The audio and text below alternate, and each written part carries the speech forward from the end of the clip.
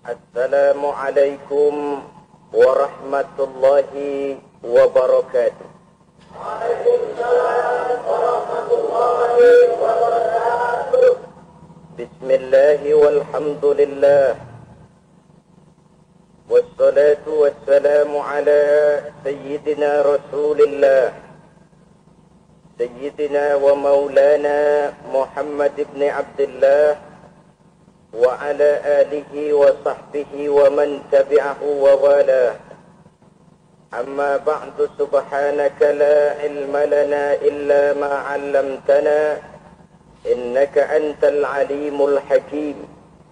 La hawla wa la quwwata illa billahil aliyyil azim. Saudara-saudara kaum muslimin rahimakumullah. Di dalam kehidupan kita sebagai seorang muslim, minimal 5 kali dalam sehari semalam kita mendengar seruan untuk mendirikan solat yang disebut azan. Ada kalimat menarik di dalam kalimat azan itu, yakni seruan hayya 'alal falah, marilah menuju kepada keberuntungan, marilah meraih kemenangan.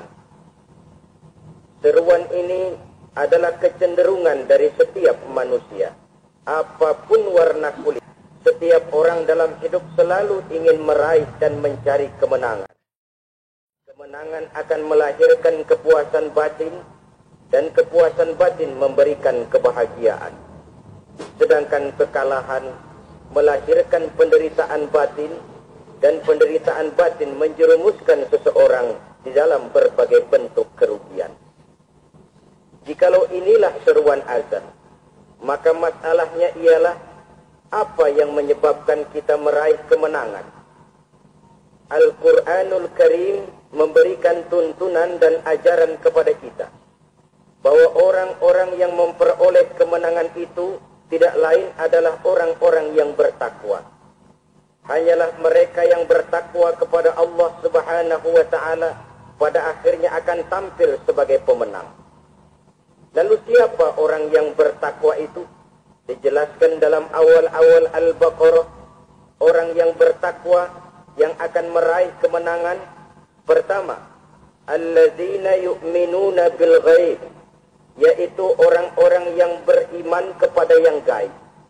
Percaya bahwa ada alam yang gaib, alam yang abstrak, alam yang tidak bisa dijangkau oleh salah satu daripada panca indera kita. Mereka percaya dan beriman kepada adanya malaikat, beriman kepada adanya iblis dan jin, beriman kepada adanya alam kubur, beriman kepada adanya alam mahsyar, beriman kepada adanya alam akhirat, beriman kepada adanya surga dan neraka. Beriman bukan cuma sekedar beriman dalam ucapan bibir saja, tetapi beriman yang nilai iman itu mampu mewarnai gerak dan gaya hidupnya. Iman yang meresap sampai ke tulang sumsum, kemudian memberikan dampak positif di dalam kehidupan manusia. Alam, kita tahu, adalah sesuatu yang selain Allah, dan Allah bukanlah alam. Apapun namanya selain daripada Allah itu adalah alam. Alam pada hakikatnya terbagi menjadi 2. Ada alam syahadah, alam nyata, alam konkret, alam yang bisa dijangkau oleh salah satu indera kita. Kemudian ada alam ghaib, alam yang tidak bisa dijangkau oleh panca indera kita, alam metafisika, alam abstrak, alam yang wajib kita imani keberadaannya. Kita percaya bahwa malaikat itu ada, kita percaya kepada jin, bahwa jin itu ada, kita percaya kepada adanya iblis dan setan. Bukan percaya kepada iblis dan setannya, percaya bahwa iblis dan setan itu ada. Itu termasuk salah satu daripada sifat orang yang bertakwa kepada Allah. Saudara-saudara kaum muslimin rahimakumullah, kecenderungan pembangunan yang lebih bersifat materialistis biasanya menggeser aspek kehidupan rohani. Orang berpikir empirik, dan dalam pola pikir yang demikian, maka alam gaib tidak lagi mendapat perhatian. Aspek kehidupan yang bersifat rohaniah malah mulai ditinggalkan. Akibatnya terjadilah kepincangan di dalam kehidupan kita. Pernah ada satu pengalaman pribadi.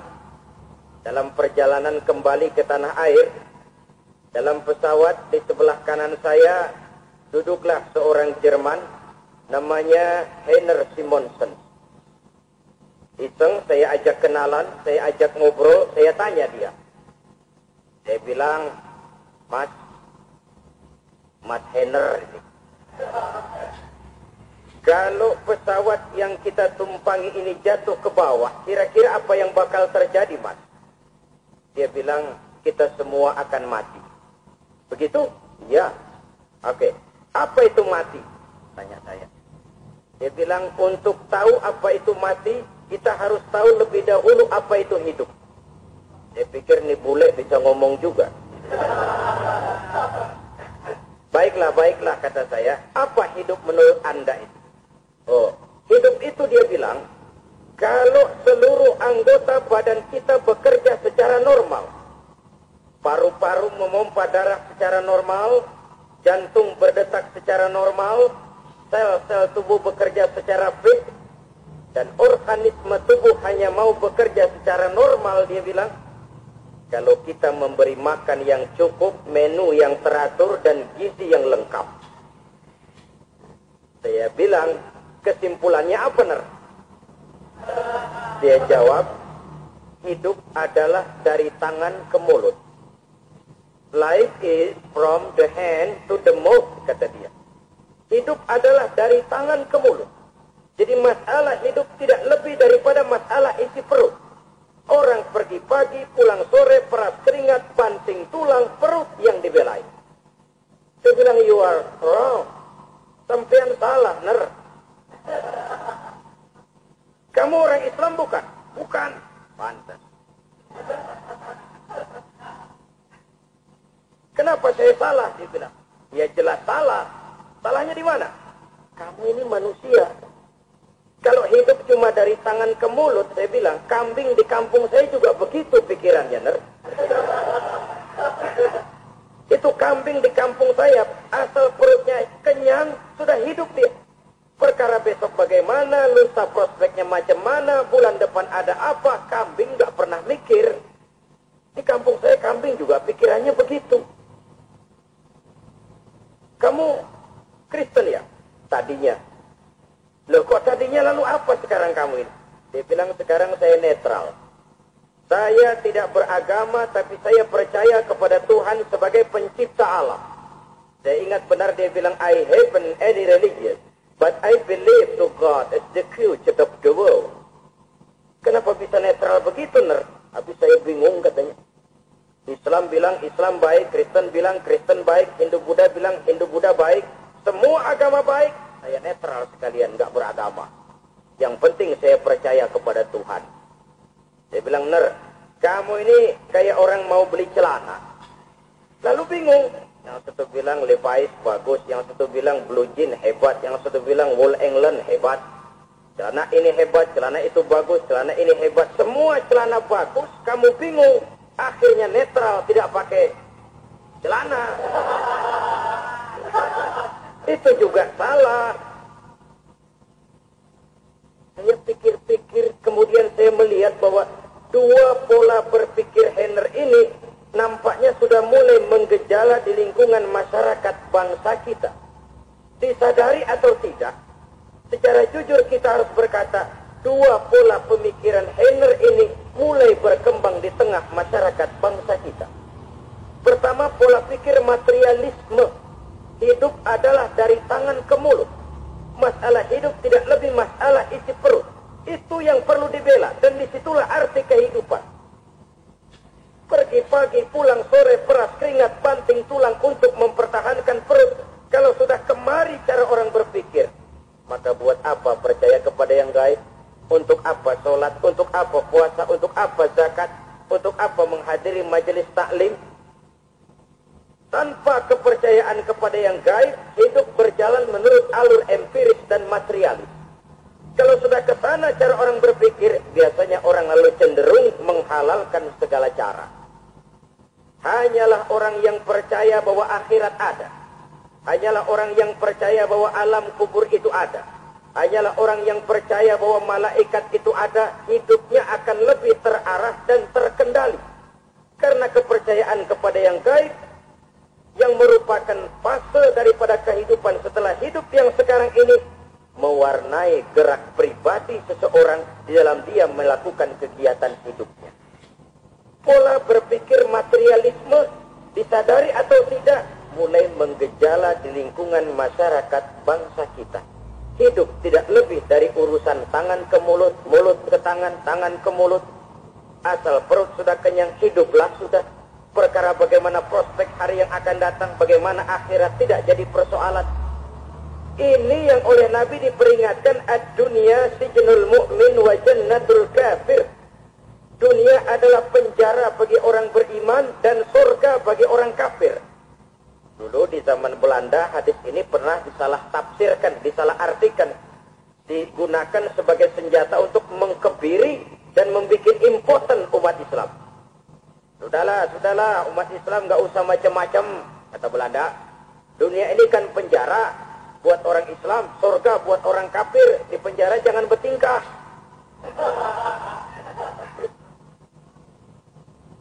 Pengertiannya tidak begitu. Dunia adalah penjara bagi orang mukmin. Artinya, dalam kehidupan dunia, seorang mukmin tidak bebas memperturutkan hawa nafsunya. Di penjara hawa nafsunya. Sebaliknya, surga bagi orang-orang kafir.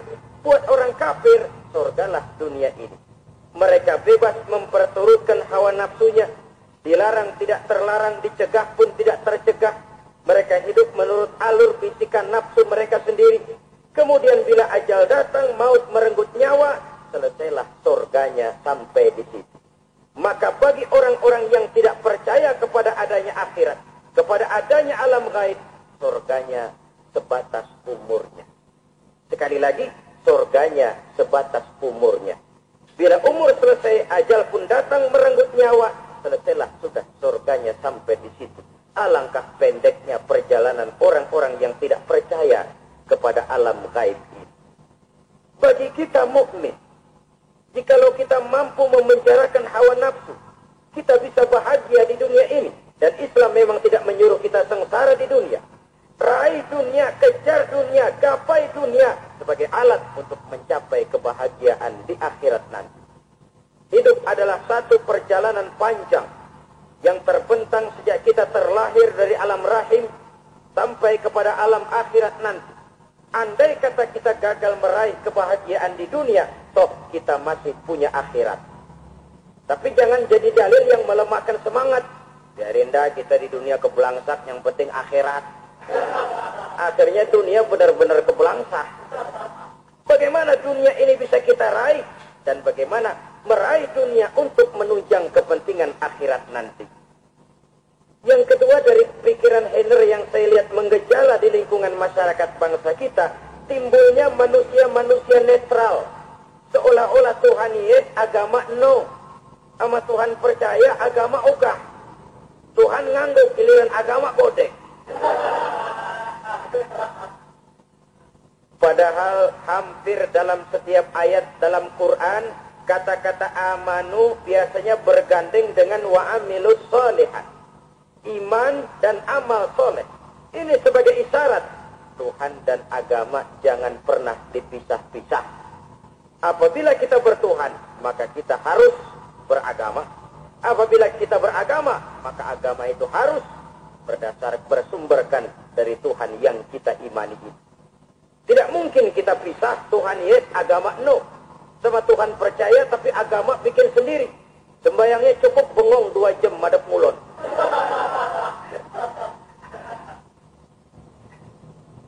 Saudara-saudara kaum muslimin rahimakumullah. Jadi dengan demikian, agama yang kita akui merupakan unsur mutlak di dalam pembangunan sekarang ini, merupakan bagian dari kehidupan yang menuntun kita bahwa di balik alam nyata ini, di balik alam syahadah ini ada alam gaib. Dan mudabbir, merabbi, yang mengatur, yang menguasai, yang memelihara baik dia alam nyata, baik dia alam gaib, tidak lain adalah Allah Subhanahu wa ta'ala. Di sana ada satu super power, satu maha kekuatan yang kita perlu bersandar kepadanya. Sebagai makhluk nyata yang hidup di alam nyata, berbuatlah secara nyata sebagaimana harusnya kita berbuat.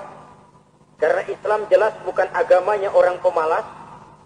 Islam jelas bukan agamanya orang yang mengajarkan setelah selesai sholat boleh duduk, menggelenggem ayam-ayam, mendelohom, menghitung bintang di langit sambil menunggu keajaiban. Tidak. Islam adalah agama yang mengajarkan apabila sholat sudah selesai kamu kerjakan, bertebaranlah di permukaan bumi. Cari karunia Tuhanmu. Jangan hidup berpangku tangan menunggu keajaiban. Karena hidup bukan undian. Jangan berharap untung besar tanpa mau peras keringat. Tapi di sebalik itu toh kita juga harus yakin bahwa di sisi usaha nyata yang kita lakukan ada satu super power, satu maha kekuatan gaib yang menentukan berhasil dan tidaknya usaha kita. Kepercayaan kepada hal semacam inilah yang mendorong kita untuk mempunyai sandaran vertikal agar jikalau usaha ini berhasil, kita tidak lupa diri dan lupa daratan. Jikalau usaha ini gagal, kita tidak putus asa dan buruk sangka. Tidak cuplik pandangan dan sempit hati, tapi mampu melihat persoalan dengan kacamata putih sambil husnuzon kepada Allah Subhanahu wa ta'ala. Kita percaya malaikat itu ada. Ada yang namanya Raqib dan Atid, mengawasi gerak hidup kita sampai kepada gerak hati kita. Ini memberikan sugesti agar kita berhati-hati. Tidak sejengkal tanah pun kita bisa berlindung dari pengawasan Raqib dan Atid. Ada Munkar Nakir yang akan menyoal kita di alam kubur.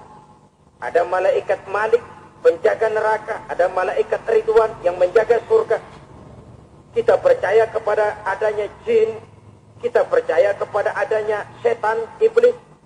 Percaya kepada adanya. Bukan mempercayai si setan, si iblis, lalu menjadikannya sebagai teman. Tidak. Percaya bahwa mereka itu ada dan merupakan makhluk Allah yang gaib yang diciptakan Allah Azza wa Jalla. Kepercayaan kepada alam gaib memberikan motivasi terhadap gerak lahir manusia. Sehingga dengan motivasi kepercayaan kepada yang gaib, gerak lahir jadi lebih terarah, jadi lebih terpelihara. Pernah seseorang bertanya, Pak, apakah adanya akhirat bisa dibuktikan secara ilmiah? Saya bilang tidak bisa, tidak bisa. Kenapa? Karena yang berangkat nggak pernah pulang kemari lagi. Kalau dia pulang kemari bisa kita tanya bagaimana enak di sono. Cuma secara moral saya katakan, lebih beruntung orang yang percaya kepada akhirat daripada yang tidak. Sekarang saudara percaya akhirat ada. Lalu saudara baik-baik di dunia. Sholat, puasa, zakat, menolong orang lain, menebarkan kebajikan. Saudara mati. Andai kata akhirat tidak ada, toh dalam hidup saudara sudah berbuat baik. Paling tidak nama saudara akan dikenang sebagai orang baik. Sebaliknya, saudara percaya, kata saya, bahwa akhirat tidak ada.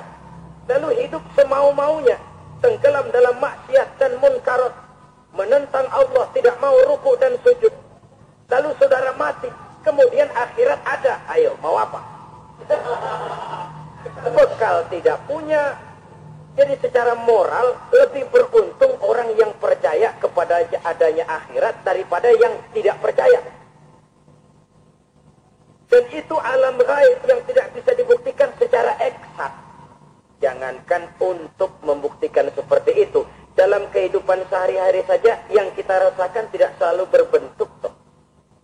Angin. Bagaimana sih bentuknya angin? Kita tidak tahu. Merah kali. Buktinya kalau dikerok merah. Yang merah itu kulit. Yang merah itu kan kulit kita, bukan anginnya. Sakit. Rasa sakit itu ada. Tapi bagaimana bentuk sakit? Kita tidak pernah tahu. Kalau kita makan cabai pedas, bagaimana bentuk pedas itu tidak ada, tapi rasa ada. Bentuk pedas hijau, cabainya bukan pedasnya. Tidak semua yang kita rasakan bisa kita gambarkan dalam bentuk yang konkret. Oleh karena itu, sekali lagi bahwa kepercayaan kepada alam yang gaib mampu memberikan satu sugesti yang menata kehidupan seseorang lebih lurus, lebih terarah, dan lebih terkendali. Maka wajar kalau kepercayaan kepada yang gaib mengantarkan seseorang untuk meraih kemenangan. Kenapa? Dia percaya kepada yang gaib, bahwa akhirat ada, bahwa alam kubur ada, bahwa pertanggungan jawab itu ada. Maka dia lalu tidak hidup saenae udele dewek gitu loh. Tidak hidup menurut seleranya sendiri, terarah, teratur. Ini cirinya yang pertama. Orang bertakwa yang akan meraih kemenangan, mereka beriman, mereka percaya kepada yang gaib. Bahkan hal-hal konkret saja selalu berangkat dari yang gaib. Saudara-saudara, para remaja, para pemuda sekarang ini tidak pernah tahu toh siapa yang akan jadi teman hidup saudara. Kita bisa saja ngerancang, mentargetkan. Tapi toh akhirnya yang namanya jodoh bukan kekuasaan kita. Rezeki di luar kemampuan kita. Begitu juga ajal. Maut, jodoh, ajal adalah contoh-contoh konkret bahwa pada akhirnya yang gaiblah yang menentukan. Bertahun-tahun ngelancong, emang jodoh seret nggak jadi. Begitu kenal baru setengah malam nginep ditangkap hansip. Kawin deh. Hal-hal semacam itu kadang-kadang kita berpikir suuzon. Gile, perempuannya cakep banget, lakinya reblek amat. Memang begitulah jodohnya. Memang begitulah jodohnya. Saudara hadirin ma'asyiral muslimin yang saya hormati, jadi hal-hal yang konkret saja kita yakini sepenuhnya ditentukan oleh satu superpower yang gaib itu tadi. Dari sanalah segala ketentuan itu berangkat dan ke sanalah segalanya akan kembali. Maka kepercayaan kepada yang gaib meluruskan gerak hidup seseorang dan itu akan mengantarkan dia kepada meraih kemenangan. Satu. Yang kedua, wa yuqimuna shalah. Orang bertakwa yang akan meraih kemenangan itu adalah orang-orang yang mendirikan sholat. Kenapa sholat mengantarkan orang untuk meraih kemenangan? Yang jelas, inna sholata tanha anil fahsya'i wal munkar. Sholat mampu mencegah manusia dari perbuatan keji dan munkar. Banyak filsafat hidup yang terkandung di dalam sholat ini. Sejak kita wudu, sampai kita menghadap ke arah kiblat, sampai kita melakukan gerak-gerak sholat, bacaan-bacaan yang ada di dalam sholat, lalu sampai kepada mengucapkan salam. Banyak filsafat hidup yang terkandung di dalam sholat. Umpamanya saja, setelah takbiratul ihram, mulai kita dengan sholat dalam posisi berdiri, diajarkan dalam kitab-kitab fikih agar kita melihat ke arah tempat sujud. Ini kan filsafat kehidupan. Kalau kamu sholat dalam posisi berdiri, lihat tempat sujud. Jangan sholat mata jelalatan, sebab nanti bisa mengurangi kekhusyuan. Jadi wajar kalau yang dikatakan bahwa yang paling afdal adalah shaf yang di depan. Kenapa? Secara harfiah pengertiannya akan lebih mengundang kekhusyuan. Kenapa? Kalau kita di shaf paling depan, masjid umpamanya paling banter kita lihat tembok. Tapi kalau kita stop di tengah atau di belakang, orang-orang di depan kita pun akan kelihatan. Yang bajunya loreng, yang bajunya genggang, yang bajunya macam-macam. Kita lihat, kadang-kadang kita pikirin, ada yang bajunya bolong. Kita sholat, tapi dalam hati, orang bajunya robek yang gak tahu. Ada saja hal-hal yang mengusik kekhusyuan kita. Oleh sebab itu diajarkan dalam posisi berdiri, lihat, arahkan pandangan matamu kepada tempat sujud. Ini kan filsafat kehidupan. Maksudnya apa? Kalau lagi diri, lihat dong tempat sujud. Kalau udah di atas, ingat dong sama yang bawah. Kalau sudah tinggi, ingat dong dari mana kamu berangkat. Kalau sudah berkuasa, bantu dong yang lemah. Kalau sudah kaya, santuni dong yang miskin. Kalau sudah alim, bimbing dong yang awam. Ini filsafat kehidupan. Dalam posisi berdiri, kau lihat tempat sujud. Ini akan melahirkan kepekaan sosial, di mana seseorang mau tahu kepada orang lainnya. Bagaimanapun kaya kita, tinggi pangkat dan jabatan kita, jikalau hidup hanya untuk kepentingan perut sendiri saja, rasanya belum membawa manfaat di dalam kehidupan kita. Tapi efek yang tertinggi sesungguhnya, sholat mencegah manusia dari perbuatan keji dan munkar. Perbuatan keji dan munkar, walaupun kelihatannya mendatangkan uang, membawa keuntungan, tapi itu keuntungan semu, keuntungan sementara. Dengan menipu orang lain kita bisa dapat untung, tapi tidak membawa berkah. Dan itu adalah kerugian besar dalam kehidupan kita. Maka untuk meraih kemenangan, harus dimulai dengan membentuk kepribadian yang tegar, memiliki sandaran vertikal yang langsung kepada Allah Subhanahu wa Ta'ala. Dan itu hanya bisa kita tempuh melalui jalur ibadah formal yang sudah ditentukan Allah, yakni sholat yang 5 waktu. Untuk memperkuat itu, ada sholat sunnah, rawatib, nawafil, sebagai terminal kontrol cadangan untuk memelihara stabilitas temperatur batin di dalam kita berhubungan dengan zat yang maha gaib, yaitu Allah Subhanahu wa Ta'ala. Orang sering bertanya, Pak, itu tetangga saya nggak sholat, duitnya nggak habis-habis. Nggak sholat tapi mobilnya tambah terus. Nggak sholat tapi usahanya makin maju. Tapi di sisi lain ada orang yang rajin sholat, rezekinya butak bener. Anaknya mana kurus, mana korengan. Saudara hadirin, ma'asyiral muslimin rahimakumullah. Harus saya katakan bahwa sholat memang bukan untuk cari duit. Sholat adalah sandaran vertikal kita kepada Allah. Sedangkan soal rezeki itu berkaitan dengan sifat Allah maha pengasih dan maha penyayang.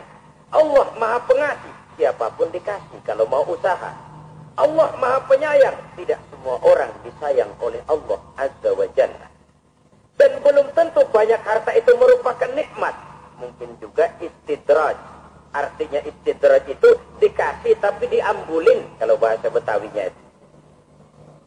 Dikasih tapi diambulin, itu bukan merupakan nikmat sesungguhnya, lebih merupakan azab dari Allah Subhanahu wa Ta'ala.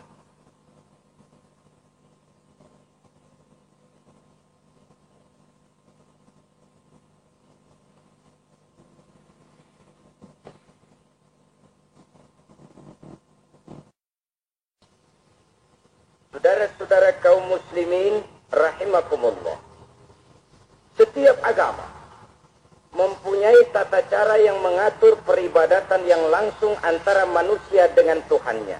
Setiap agama mempunyai sistem sholat. Dan kita umat Islam telah dituntun oleh Allah Subhanahu wa Ta'ala yang wajibnya 5 kali dalam sehari semalam mendirikan sholat. Dan itu tentu berada dalam jangkauan kemampuan manusia. Pada awalnya barangkali kita memang merasa sholat itu satu kewajiban. Tapi semakin kita hayati makna, manfaat, dan filsafat yang terkandung di dalam ajaran sholat, semakin sampai kita kepada keyakinan bahwa sholat adalah keperluan kita.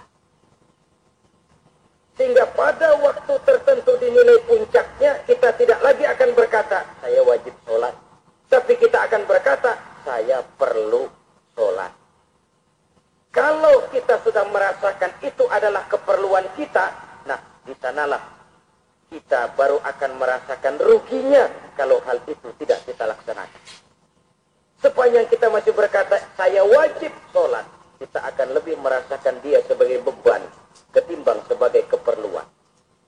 Yang jelas Allah tidak memerlukan ibadah yang kita laksanakan ini. Dengan kata lain, andai kata satu dunia penuh ini orang tidak ada yang sholat satu pun, Allah tidak akan turun dari jabatan Tuhan. Jangan lalu berpikir kalau kita ngambek se-RW kagak sembahyang Tuhan tekor kali ini ya. Tentu tidak. Itu perlunya kita, bukan perlunya Allah. Dan pada induknya kita akan berkata, saya perlu agama. Kalau secara induk kita sudah memerlukan agama, maka konsep-konsep yang ada di dalam ajaran agama itu pun adalah juga merupakan keperluan kita. Baik dia bernama sholat, baik dia bernama puasa, baik dia bernama zakat, baik dia bernama haji, seluruhnya adalah keperluan kita. Dan sesuatu yang kita perlukan, apabila tidak kita laksanakan, akan melahirkan kerugian di dalam kehidupan. Jangan heran kalau kita membaca riwayat perjalanan hidup para salafus soleh, orang-orang soleh. Ada yang tahajud sampai 100 rakaat, ada yang sholat malam kakinya sampai bengkak. Kita sekalinya bengkak biri-biri. Ada yang sholat membaca surah dalam Al-Quran sampai khotam Quran. Kok mau? Mereka sudah merasakan itu keperluan. Itu saja soalnya. Satu saat pun jikalau kita merasa bahwa itu keperluan saya, kita pun akan melaksanakan seperti itu. Keperluan saya dalam kehidupan. Inilah yang kedua. Yang ketiga, orang bertakwa yang akan meraih kemenangan itu, wa mimma razaqnahum yunfiqun. Mereka membelanjakan sebagian daripada rezeki yang diberikan Allah kepada mereka. Mereka infakkan di jalan Allah. Ada satu dialog menarik.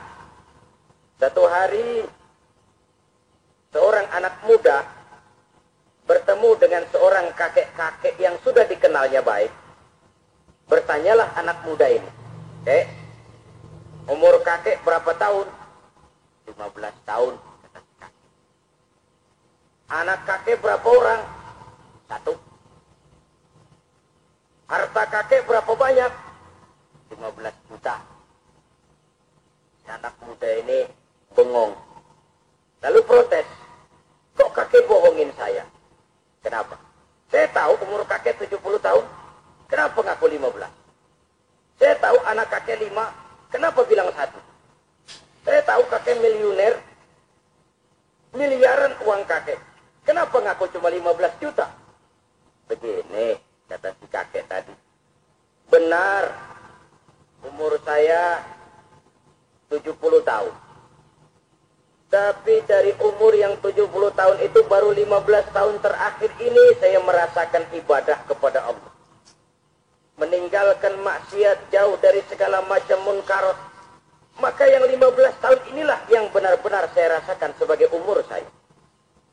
Benar anak saya 5, tapi yang 4 sudah diatur. Cuman 1 rasanya ini yang bakal jadi si buah hati, belahan jantung, pelanjut cerita penerus sejarah. Cuma 1 ini yang saya harapkan, yang akan jadi anak soleh, yang akan membuat saya menerima pensiunan pahala.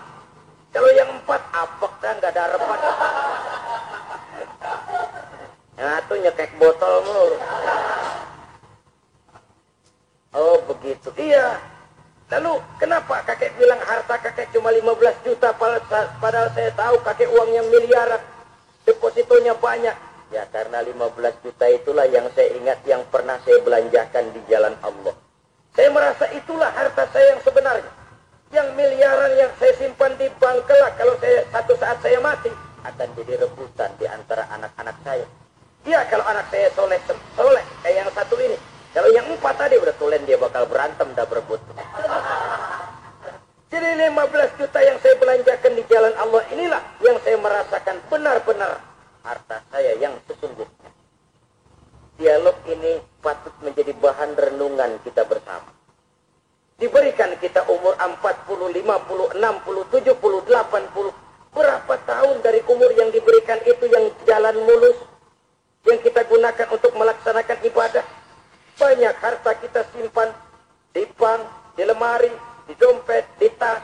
Tapi berapa yang sudah kita depositokan di jalan Allah yang akan menemani kita di hari kita kembali nanti.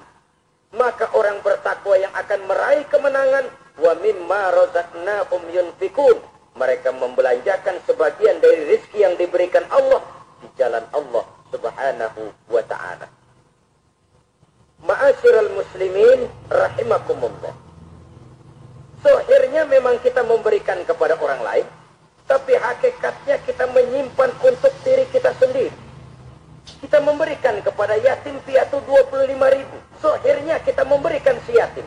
Hakikatnya kan kita cuma nyimpan. Memberikan titip kepadamu. Ini untuk saya di akhirat. Kau boleh belikan baju, kau boleh belikan untukmu makan, kau boleh bayarkan sekolahmu. Ini untuk saya hakikatnya. Kita nyumbang masjid 1 juta. Zahirnya kita berikan kepada panitia masjid. Tapi hakikatnya kan cuma titip. Titip 1 juta ya, untuk saya di alam kubur nanti. Silakan kau boleh belikan semen, ini uang, belikan besi, belikan pasir.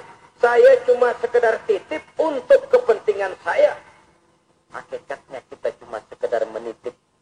Sebagaimanapun pada hakikatnya, apapun yang kita miliki dalam kehidupan kan cuma sekedar hak guna pakai, bukan hak milik mutlak. Harta kita, rumah kita, kendaraan kita, kebun kita, pabrik kita, hak guna pakai saja. Hak milik mutlak cuma untuk Allah Subhanahu wa ta'ala. Saudara-saudara kaum muslimin rahimakumullah. Ini yang ketiga. Kemudian yang keempat, orang-orang bertakwa yang akan meraih kemenangan, alladzina yu'minuna bima unzila ilaika. Mereka yang beriman, mereka yang percaya kepada apa yang telah diturunkan kepadamu Muhammad, ay Al-Quran, yakni Al-Quranul Karim.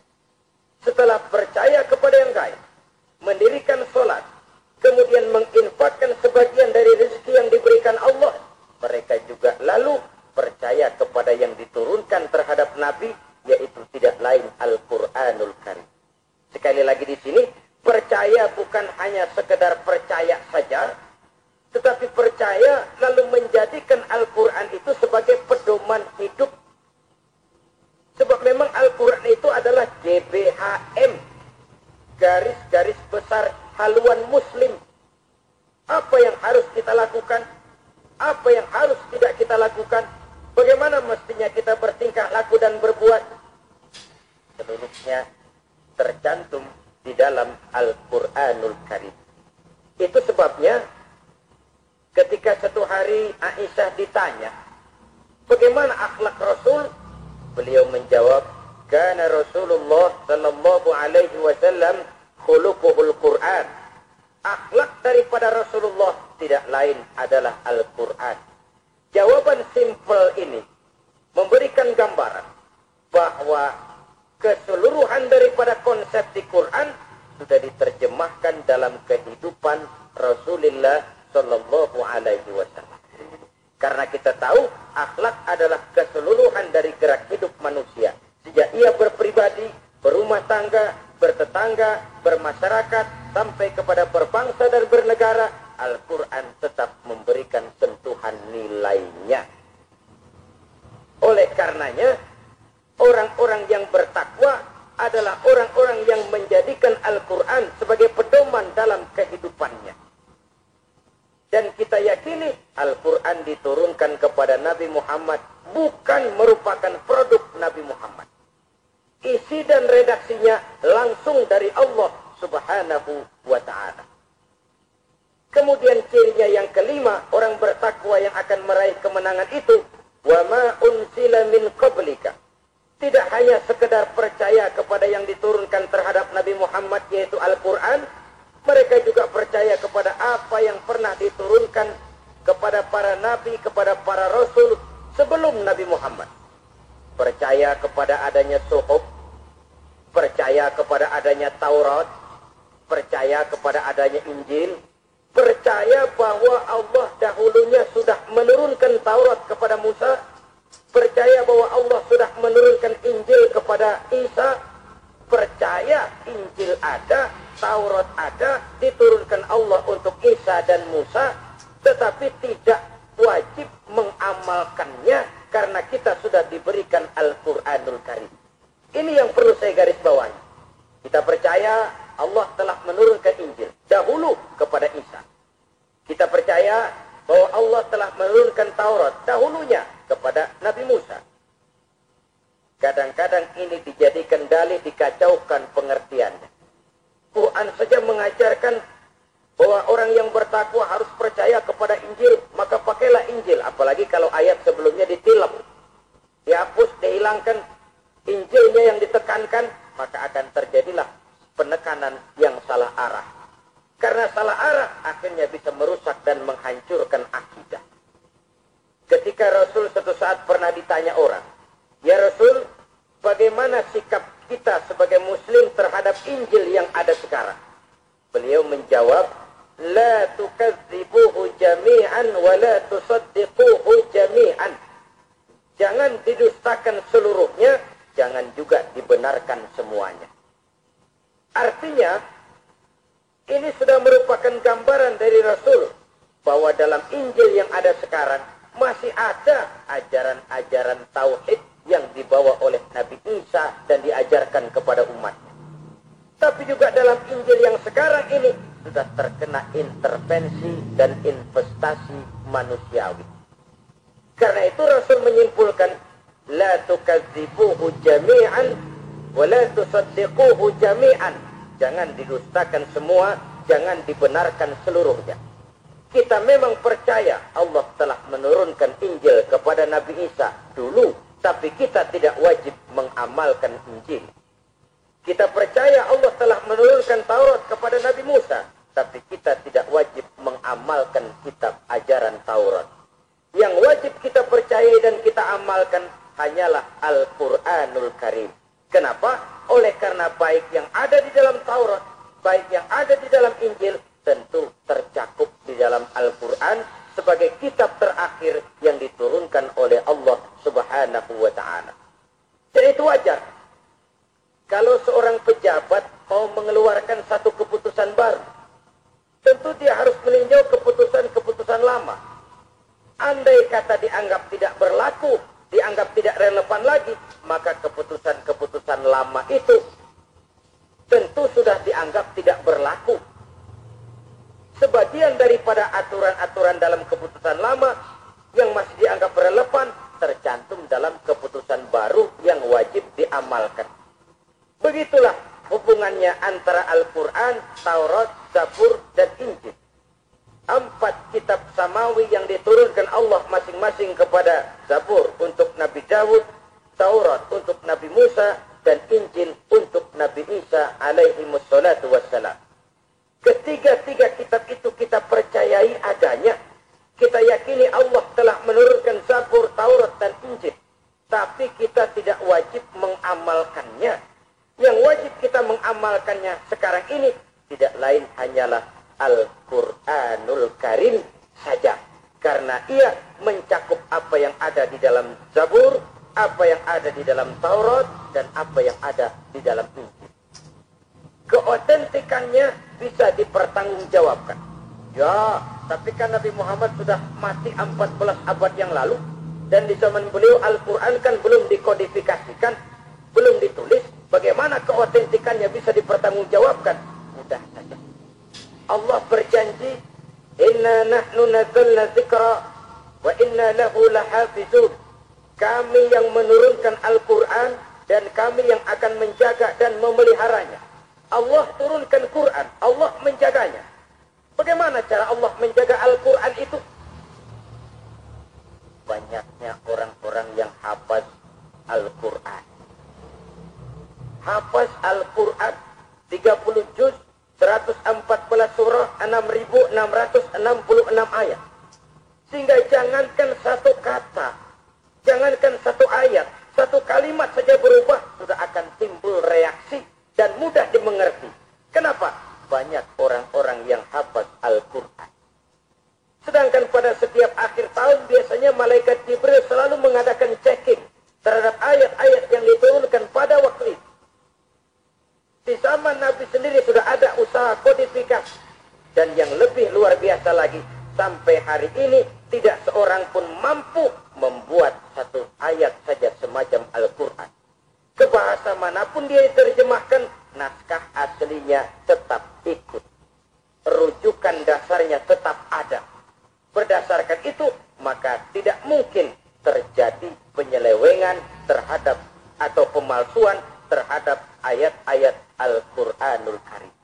Kesuciannya, keotentikannya, kemurniannya bisa dipertanggungjawabkan.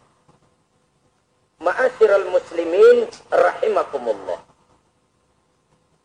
Oleh karenanya, konsepsi dasar daripada ajaran Islam ini memang tidak lain adalah Al-Quran dan Sunnah. Isi daripada agama Islam yang merupakan iman, Islam, dan ihsan, konsepsi dasarnya tidak lain adalah Al-Quran dan Sunnah Rasulullah Sallallahu Alaihi Wasallam. Maka yang kita perlukan sekarang ini adalah terjemahan Al-Quran di dalam kehidupan kita. Dengan demikian, maka gaya kehidupan yang lebih Qurani itulah yang kita dambakan. Kita perlu memang terjemahan Quran dalam bahasa Inggris, dalam bahasa Belanda, dalam bahasa Jepang, tapi yang lebih kita perlukan adalah terjemahan Quran di dalam kehidupan kita. Konsekuen, tidak memanipulasi, ringan sama kita jinjing, berat sama kita pikul. Jangan kalau lempengan ayat Quran itu kira-kira enak diamalin, keras teriakan kita. Giliran kira-kira ayat Quran itu mukul kepala kita sendiri, diam kita. Itu ciri yang pernah disindir Allah dalam awal-awal Baqarah juga. Ciri beragamanya orang yang munafik. Kullama ata'a lahum masyaufi, kata Allah. Wa iza azlama alaihim qamu. Apabila terang mereka jalan, apabila gelap mereka berhenti. Artinya, kalau kira-kira di Islam nguntungin, rame-rame pada teriak Islam. Tapi ketika diminta untuk berjuang, ketika dituntut untuk berkorban, rame-rame mengundurkan diri. Nasib agama tidak ubahnya seperti daun pisang yang dikait orang di tepi jalan lantaran tak berpayung di ketika hari hujan. Manakala hujan usailah sudah, daun itu pun dicampakkan di tepi jalan, diinjak pula orang nan lalu. Artinya, orang menjadikan agama cuma sebagai lipstick, decoration only, tidak konsekuen. Hanya pada saat-saat kelihatannya Islam membawa keuntungan, rame-rame orang teriak-teriak tentang Islam. Tapi jikalau diminta berjuang, jikalau dituntut untuk berkorban, biasanya rame-rame juga mengundurkan diri. Jangan heran kalau mayoritas hitungan kita, tapi minoritas peranan kita. Kuantitas kita dalam jumlah, tapi dalam kualitas kita lebih sering jadi penonton daripada jadi pemain. Padahal itu sangat tidak boleh terjadi. Umat Islam di Indonesia harus bangkit. Umat Islam di Indonesia harus sadar akan keberadaannya. Tidak boleh hanya jadi penonton berpangku tangan. Karena memang agama kita juga mengajarkan untuk konsekuen di dalam menjabarkan ajaran-ajaran daripada agama kita. Kita sering jatuh menjadi umat yang lemah. Oleh karena kita ini tidak pandai menggalang kebersamaan yang diakibatkan tidak konsekuennya kita. Diistilahkan bahwa umat Islam di dalam menggalang kebersamaannya itu harus seperti orang main sepak bola. Saudara-saudara kan tahu orang main sepak bola itu. Orang main sepak bola, kalau pertandingan belum dimulai sih silakan saja kumpul di luar lapangan, atur strategi yang baik. Tapi kalau pertandingan sudah dimulai, turun ke lapangan hijau, jangan kumpul terus. Ada sepak bola gotong royong. Mundur-mundur rame-rame. Depan ke depan kumpul melulu mainnya. Kalah. Orang main sepak bola itu ya harus ada penyerang tengah, harus ada penjaga gawang, harus ada strikernya, harus ada kiri luarnya, kanan dalamnya yang jadi backnya. Posisi boleh bermacam-macam, tapi yang penting saling ngoper untuk menggolkan gawang lawan. Begitulah umat Islam ini. Boleh ada yang jadi pejabat, boleh ada yang jadi pengusaha, boleh ada yang jadi petani, silakan ada yang jadi seniman, ada yang jadi penyair, ada yang jadi artis sekalipun. Tapi kalau sudah berhasil menguasai bola, jangan lupa operannya. Operan itu yang langka. Kita ini muslim kadang-kadang kalau sudah memegang menguasai bola, kalau belum mau mampus, belum mau ngoper. Nanti kalau sudah nggak punya bola, baru mau ngoper. Kalau sudah dengar-dengar mau dekat pensiun, baru mau jihad, baru mau berjuang, baru mau ngurus pesantren, tanda tangan sudah tidak laku, memo sudah tidak dihargai, baru mau berjuang. Kemarin kemana mas?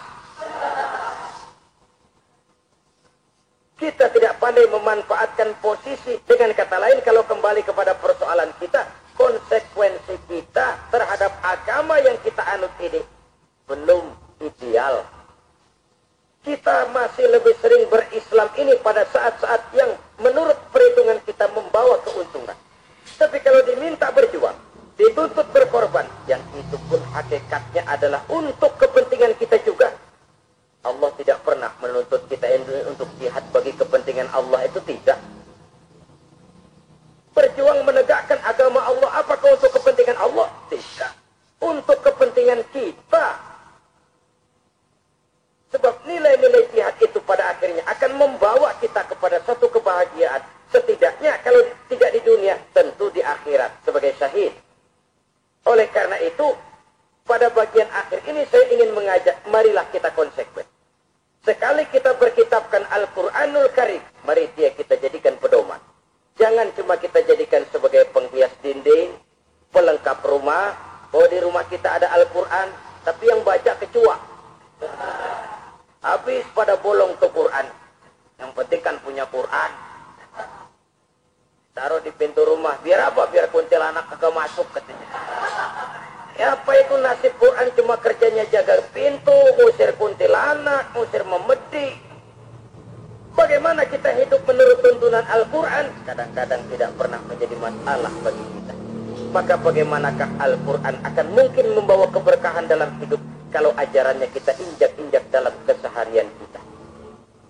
Mewujudkan gaya hidup yang lebih Quran. Itulah yang akan kita rintis di dalam kehidupan kita. Bertahap, step by step, menurut kemampuan yang ada pada kita. Jika jalan ini tidak bisa kita selesaikan, percayalah akan ada generasi penerus yang akan melanjutkan usaha dan cita-cita mulia itu. Jadi percaya kepada Taurat, percaya kepada Injil, sekadar percaya Allah dahulunya sudah menurunkan itu. Tapi kita tidak wajib mengamalkannya. Kenapa? Generasi Injil masa berlakunya sudah kedaluwarsa. Taurat masa berlakunya sudah kedaluwarsa. Injil pernah berlaku untuk orang Nasrani di zaman Nabi Isa. Taurat pernah berlaku untuk orang Yahudi di zaman Nabi Musa. Setelah generasinya berlalu, datang Rasul penutup yang membawa Al-Quranul Karim. Maka Al-Quran itulah yang berlaku menjadi pedoman sampai hari akhir nanti. Jangan jauh dari Al-Quran, karena apabila ini kita lakukan, maka kita akan kembali kepada satu gaya hidup yang jauh dari tuntunan agama. Dan itu artinya kita akan semakin jauh untuk meraih kemenangan. Saudara-saudara kaum muslimin rahimakumullah. Yang keenam, yang terakhir, orang-orang bertakwa yang akan meraih kemenangan itu wabil akhirati hum yuqinun. Mereka percaya, mereka yakin seyakin-yakinnya akan adanya hari akhirat. Bahwa ada akhirat, hari di mana seseorang akan mempertanggungjawabkan seluruh perbuatannya di dalam hidup ini.